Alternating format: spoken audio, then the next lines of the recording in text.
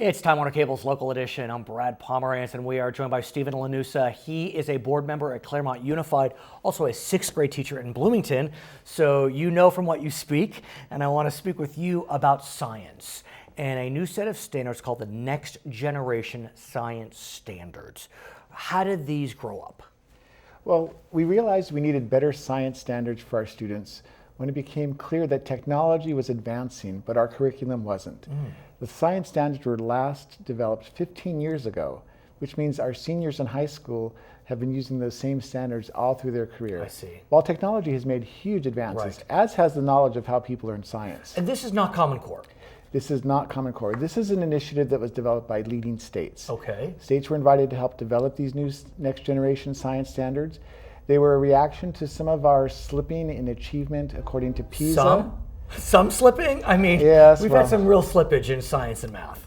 We have, and that's why STEM, science, technology, engineering, and math are so important. They need to be a focus because we need to continue to excel at them. We've been the leaders for the world in those areas. We need to continue to be the leaders. So has California adopted these standards? Is that how it works? You need an adoption? Yes, California was one of the first states to be part of the leading group of states that developed the standards.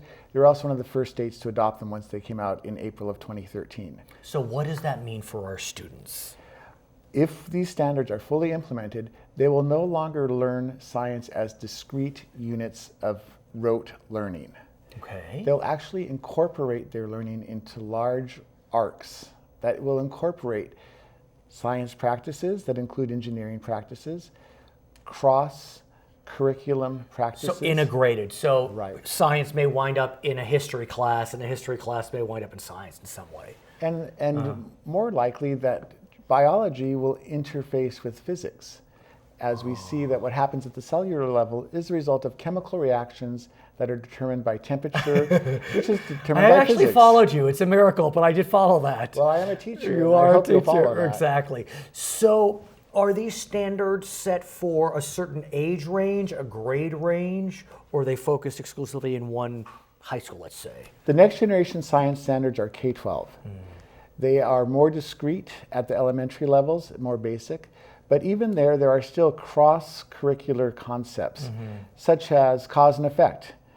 Kindergartners learn cause and effect, but at a much different level than at 11th grade and 12th grade. So are California schools starting to implement these standards? We're so focused on Common Core, and local control funding formula.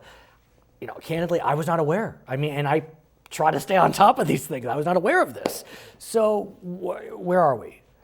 We are on the back Bunsen burner. Well stated, but I'm okay, but how do you get to the front Bunsen burner?